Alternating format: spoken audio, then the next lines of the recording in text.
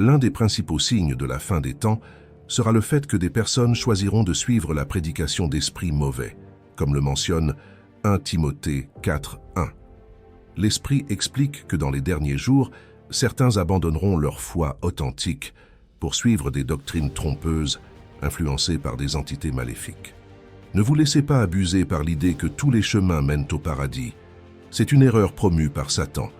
L'honnêteté n'est pas le seul moyen d'accéder au paradis. Le véritable chemin vers le ciel réside dans la foi en Jésus-Christ. La foi en Jésus est le chemin céleste. Croire que tous les chemins mènent au paradis est un mensonge diabolique. La simple honnêteté ne suffit pas pour atteindre le paradis. Le seul moyen est la foi en Jésus-Christ, suivie de la repentance. Proverbe 14:12 souligne qu'il y a des chemins qui paraissent droits aux yeux des hommes, mais qui mènent finalement à la ruine. Le repentir est le seul chemin qui mène au paradis. De nombreuses personnes dans le monde ne le croient pas et pensent sincèrement qu'elles sont de bonnes personnes selon leurs propres critères moraux. La majorité de la population mondiale se considère comme moralement irréprochable et pense que cela lui garantit l'accès au paradis. Beaucoup de gens ne se considèrent pas comme des pécheurs, mais considèrent que les vrais délinquants sont ceux qui sont derrière les barreaux. La société a tendance à étiqueter les criminels comme des pécheurs, ignorant le fait qu'il y a un prisonnier qui a commis des erreurs par manque de discernement. Cette prisonnière est une personne qui a commis une erreur, une pécheresse. Alors qu'elle a commis un vol et qu'elle est confrontée à des problèmes juridiques, elle est considérée comme une pécheresse. En revanche, je respecte la loi, je m'acquitte de mes obligations fiscales et je joue un rôle clé dans ma communauté. Je traite les gens avec cordialité et je m'efforce d'être une personne de bonne moralité. Cependant, il convient de réfléchir au fait que l'entrée au paradis n'est pas nécessairement liée au fait d'être une personne vertueuse. Si nous sommes honnêtes, la Bible dit clairement que personne n'est intrinsèquement bon à part Dieu, comme le montre 2 Corinthiens 4:4, qui mentionne que le Dieu de ce monde, en référence à Satan, obscurcit la compréhension des incroyants, empêchant la lumière du glorieux évangile du Christ de briller dans leur esprit. Le texte de 2 Corinthiens 4:4 montre clairement que Satan travaille dans les coulisses, aveuglant intentionnellement l'esprit des gens, afin qu'ils ne perçoivent pas la magnifique lumière de l'Évangile. Dans mon expérience ministérielle, j'ai été témoin de la manière dont Satan exerce sa domination sur les incroyants. L'une des questions que je pose souvent à ceux qui ne partagent pas ma foi concerne la destination après la mort et ce qu'ils croient qu'il se passe à ce moment-là. Cette discussion révèle une contradiction fondamentale dans l'approche qu'ont de nombreux incroyants de la vie après la mort. Bien qu'ils rejettent de nombreux enseignements bibliques et l'importance du salut exclusif par Jésus-Christ, ils s'accrochent à l'idée d'un paradis, un concept profondément enraciné dans les Écritures. Cette acceptation sélective soulève de profondes questions sur la nature de la croyance et de l'incrédulité. Lorsqu'on leur demande s'ils croient en l'enfer, beaucoup répondent qu'ils n'y croient pas. Pourtant, la même Écriture qui a introduit le concept de paradis mentionne également un véritable enfer éternel. Le penchant humain dont il est question dans 2 Corinthiens 4:4 est affecté par l'influence malveillante de Satan, qui empêche en quelque sorte les incroyants de comprendre ou d'accepter la vérité. La métaphore de l'aveuglement fait référence à l'incapacité spirituelle ou mentale de percevoir ou de comprendre l'Évangile. Il y aura un moment où ils ne pourront pas tolérer les saines paroles de l'Évangile et refuseront de les accepter. Le temps viendra où ils ne pourront plus supporter la doctrine. Au lieu de cela, selon leurs propres désirs, ils chercheront des enseignants qui plaisent à leurs oreilles. L'une des façons dont le Dieu de ce monde détourne l'esprit des gens de la glorieuse lumière de l'Évangile est de leur offrir un message évangélique fabriqué par l'homme, un message égocentrique, un message qui plaît aux désirs charnels. Un message qui diffère du véritable message de l'Évangile de Jésus-Christ. La Bible nous met en garde contre cette époque. 2 Timothée 4:3 prédit un temps où les gens ne toléreront plus un enseignement sain. Ils rechercheront leurs propres désirs et chercheront des chefs qui flattent leur volonté. Cela signifie qu'il y aura une intolérance croissante ou un manque de respect pour les enseignements chrétiens. Le terme convoitise fait référence à des désirs égoïstes ou à des inclinations pécheresses. Ce passage suggère que les gens suivront leurs propres désirs plutôt que les principes de la foi chrétienne. En bref, les gens se lasseront du véritable évangile et le rejetteront. La phrase sur la recherche d'enseignants aux oreilles qui grattent dépeint ceux qui recherchent des dirigeants qui disent ce qu'ils veulent entendre et non ce qu'ils ont besoin d'entendre selon la foi chrétienne. La métaphore des oreilles qui grattent suggère un désir de messages agréables, même s'ils ne sont pas vrais ou spirituellement corrects. Cela ressemble aux discussions que j'ai mentionnées sur le fait que, pour beaucoup, l'idée du paradis est attrayante, mais que suivre le Christ de près est moins populaire. Nous entendons rarement parler de l'importance d'apprendre à connaître le Christ à travers ses souffrances et ses sacrifices. Nous vivons à une époque où beaucoup, même s'ils se disent chrétiens, ne cherchent à entendre que ce qui leur plaît. Quand avez-vous entendu pour la dernière fois un sermon sur l'importance d'apprendre à connaître le Christ en partageant vos souffrances? Il est plus courant d'entendre des sermons sur la façon dont Dieu veut nous bénir. Bien sûr, vous entendrez des discours sur le fait que tout dans le monde tourne autour de vous et de vos besoins. Nous sommes dans les derniers jours, et dans ces derniers temps, les gens ont un désir intense d'entendre quelque chose de spécifique. C'est une époque de tromperie, où les chefs religieux prêchent un évangile déformé, affirmant que Dieu accepte et soutient tout ce que les gens font, quel que soit le mode de vie néfaste qu'ils choisissent. Ainsi, l'idée que Jésus est mort pour les péchés et le repentir de ses péchés deviennent inutiles, puisqu'ils soutiennent qu'ils ne sont pas vraiment pécheurs. Mais en réalité, vous ne pouvez pas accepter la rédemption de Jésus-Christ tant que vous ne reconnaissez pas qui vous êtes vraiment, un pécheur incapable de se sauver lui-même. Voici quelques-uns des mensonges que Satan répand dans cette génération. Vivez comme vous l'entendez, et vous irez quand même au paradis. Vivre comme si vous étiez en enfer, mais insister sur le fait que vous êtes chrétien. Ignorer la Bible, mais prétendre être chrétien et croire que l'on ira au ciel. Un autre signe des temps est expliqué dans le verset de 1 Timothée 4:1, où il est dit que l'Esprit déclare clairement que, dans les derniers temps, quelques-uns abandonneront la foi et suivront des esprits séducteurs et des doctrines démoniaques. La vérité est en danger à notre époque et, dans notre pays, nous voyons le monde des esprits influencer ce plan d'existence comme jamais auparavant. Les forces démoniaques se manifestent de manière claire et évidente dans ce monde. Les démons sont actifs dans différents domaines, dans différentes institutions, établissements et même dans les programmes télévisés et les films. Ils imprègnent la musique moderne qui devient de plus en plus sombre et sinistre. Les cérémonies de remise des prix donnent lieu à des rituels mystérieux sur scène devant le monde entier, ce qui montre bien qu'il ne s'agit pas d'une coïncidence. Même les artistes semblent adopter des entités surnaturelles et des pouvoirs obscurs. Nulle part dans la Bible, nous ne trouvons l'information que les opérations liées aux entités surnaturelles ont cessé. Je me souviens d'une occasion où un prédicateur a parlé de l'augmentation de l'activité démoniaque. Il a raconté comment, après avoir donné un discours sur le sujet, un policier s'est approché de lui et lui a dit « Pasteur, ce que vous dites est tellement vrai que je suis policier et que les choses dont je suis témoin pendant mon service vous surprendraient. Je suis souvent le premier à répondre aux urgences, et certaines des expériences que j'ai vécues ne peuvent s'expliquer que par la présence d'un esprit démoniaque. J'ai vu des objets bouger littéralement alors qu'il n'y avait personne. J'ai vu des essaims de mouches envahir une pièce spécifique chez des gens, des centaines de mouches. J'ai vu des gens accomplir des prouesses avec leur corps qui défiaient les lois de la physique. Il se passe beaucoup d'événements bizarres dans ce monde. Le policier raconte ensuite une nuit où il a reçu un appel pour du tapage dans un vieil entrepôt abandonné. Lorsqu'ils sont arrivés, l'air était étrangement frais et un silence inquiétant régnait. En entrant, leurs torches vacillent, comme si elles résistaient à une force invisible. Au centre de la pièce, ils découvrirent un cercle de bougies encore allumées, entouré d'étranges symboles. Bien que les murs résonnent de chuchotements, il n'y a personne d'autre.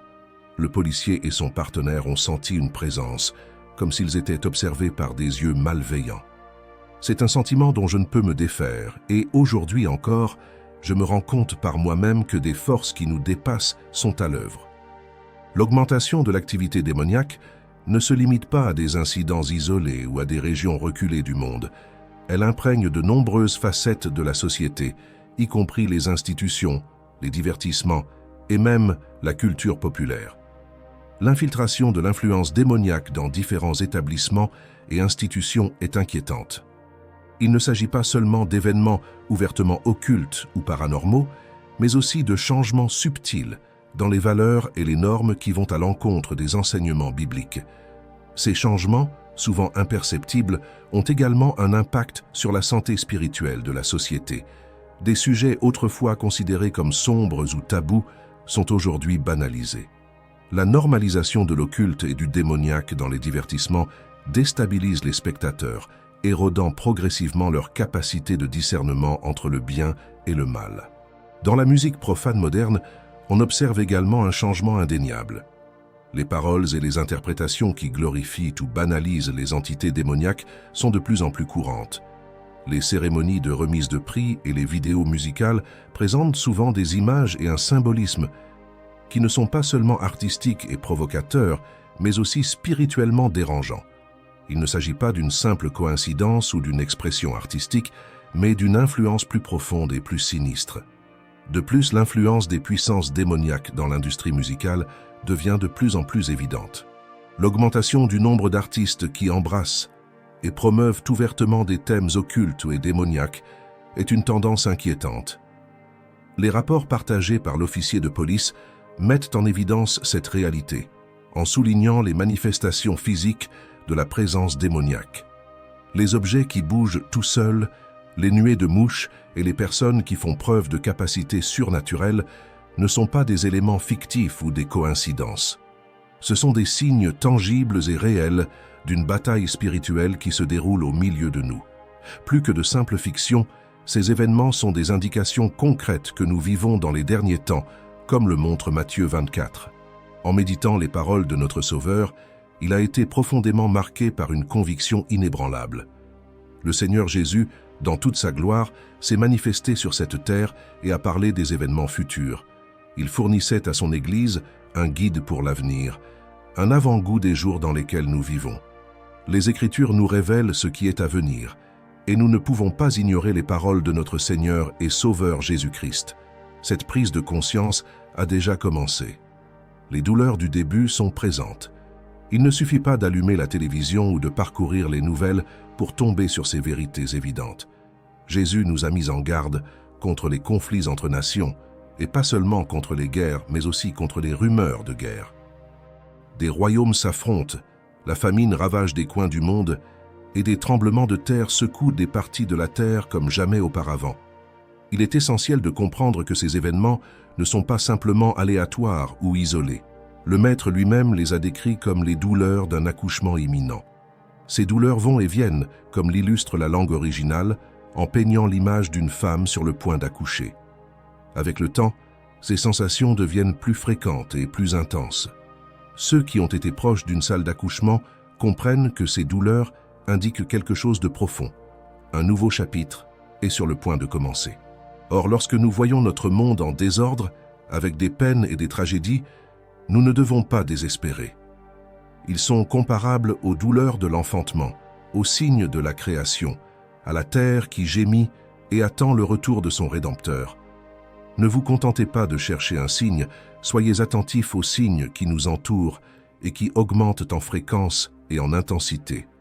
Ce qui doit résonner dans nos cœurs, c'est la conscience de la fréquence et de l'intensité, mes chers frères et sœurs.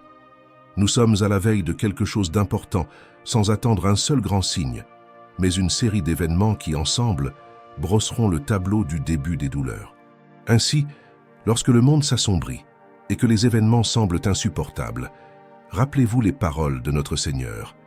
Laissez-les résonner dans vos cœurs et gardez vos lampes allumées, car tout comme l'aube suit l'heure la plus sombre, le roi est sur le point d'arriver. Il viendra bientôt, marquant l'arrivée de l'Antéchrist, lorsque le monde sera dans un état très similaire à celui que nous connaissons aujourd'hui. L'état actuel du monde appelle à la paix, un désir profond et retentissant qui traverse les nations déchirées par les conflits et les divisions. Cette clameur universelle réclame la paix, et les conditions auxquelles nous assistons sont exactement celles qui pourraient préparer le terrain pour la montée de l'Antéchrist, comme cela a été prophétisé. Il s'élèvera comme un phare de la fausse paix, comme décrit dans Daniel 8, 25. Parlant avec ruse et prospérant grâce à sa politique, il se glorifiera dans son cœur et, en promettant la paix, il provoquera la destruction. Enfin, il s'opposera au prince des princes.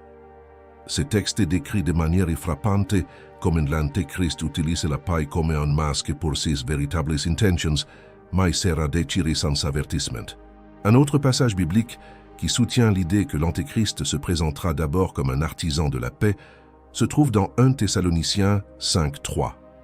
Il y est souligné que lorsqu'ils proclameront la paix et la sécurité, une destruction soudaine les frappera, tout comme les douleurs de l'accouchement surprennent une femme enceinte. Paul explore le concept du jour du Seigneur dans 1 Thessaloniciens 5, en se référant à la période où Dieu jugera le monde incroyant. Cet événement crucial fait suite à l'enlèvement, décrit dans 1 Thessaloniciens 4, 15, 17, au cours duquel tous les chrétiens sont enlevés par le Christ et quittent la terre. Le début du jour du Seigneur sera imprévisible pour ceux qui ne croient pas. Ils percevront le monde comme étant dans un état de paix et de sécurité. Mais cette tranquillité sera brusquement détruite, comme les douleurs de l'accouchement qui saisissent soudainement une femme enceinte pendant les premiers stades de la tribulation. Après l'enlèvement, les incroyants seront enveloppés d'un sentiment trompeur de paix et de sécurité. Toutefois, cette période de calme sera éphémère et trompeuse. Dans Daniel 9, 27, les Écritures parlent d'un traité de paix qui indique un accord forgé par l'Antéchrist et qui sera ensuite rompu au milieu de la tribulation. Cela correspond au récit biblique selon lequel Israël connaîtra un sentiment initial de sécurité et de paix au début du jour de l'Éternel. Toutefois, cette période de sérénité sera perturbée par les événements de la tribulation, qui révéleront la nature éphémère et illusoire de cette alliance de paix. La montée au pouvoir de l'Antéchrist sera caractérisée par son image d'artisan de la paix, de leader charismatique émergeant de la tourmente mondiale. Il présentera des solutions aux problèmes du monde, séduisant de nombreuses personnes par des promesses de stabilité et d'harmonie, ce à quoi le monde aspire actuellement. Nous l'appelons la paix. Je ne prétends pas un instant que l'Antéchrist apparaîtra en 2024. La vérité est que je ne sais pas quand il apparaîtra. Cependant, mon propos est simple. Je vous invite à considérer le besoin urgent de paix dans le monde et à examiner la description biblique de la manière dont l'Antéchrist se présentera comme un homme de paix. Je m'interroge parfois sur la manière dont il unira le monde dans la paix et l'amènera à l'accepter comme son seul chef. Le fait que le monde s'unira sous la direction de cet homme devrait susciter plusieurs réflexions, dont l'une concerne l'ampleur de la tromperie de l'Antéchrist et son pouvoir absolu de tromperie. Dans toute l'histoire de l'humanité, quand tout le monde a-t-il écouté et obéi à la règle d'un seul homme? Quand le monde s'est-il rassemblé pacifiquement sous la direction d'un seul individu? Quand les gens ont-ils considéré un homme comme Dieu? Quand les gens ont-ils mis de côté leurs idéologies politiques et sociales pour suivre un homme? À quel moment de l'histoire les gens ont-ils abandonné leurs croyances religieuses pour adorer un homme? Quand l'humanité entière a-t-elle été contrainte d'arborer une marque ou un symbole pour exprimer sa loyauté envers un seul dirigeant? À un moment donné de l'histoire, nous avons assisté à la mise en place d'un système économique mondial si strictement réglementé qu'il était impossible d'acheter et de vendre sans être fidèle à un chef. À quel moment de l'histoire un dirigeant a-t-il pu accomplir des exploits miraculeux à une échelle aussi grandiose échappant à des nations entières? À quel moment un personnage politique unique a-t-il pu jouer un rôle de médiateur efficace dans les situations complexes du Moyen-Orient, en particulier entre Israël et ses voisins? La réponse à ces questions est consignée dans la Bible, en particulier dans Apocalypse 13, où nous sous-estimons sérieusement la tromperie surnaturelle absolue qui aura lieu lors de l'ascension de l'Antéchrist. Les exploits qu'il accomplira ne seront pas de simples réalisations naturelles. Au contraire, nous savons qu'il ne parviendra pas à son pouvoir de manière naturelle. Il est décrit comme recevant son pouvoir du dragon et étant alimenté par les portes mêmes de l'enfer, comme prophétisé dans 1 Thessaloniciens 5.3. Au moment où ils proclameront la paix et la sécurité, une destruction soudaine s'abattra sur eux, comparable aux douleurs de l'accouchement d'une femme enceinte. La fausse sécurité offerte par l'Antéchrist ne les protégera pas et conduira finalement à une plus grande destruction. Son règne sera marqué par l'oppression et la tromperie. Si vous avez apprécié cette vidéo, n'oubliez pas de laisser un commentaire et de vous abonner pour plus de contenu inspirant. Que la paix de Dieu soit avec vous.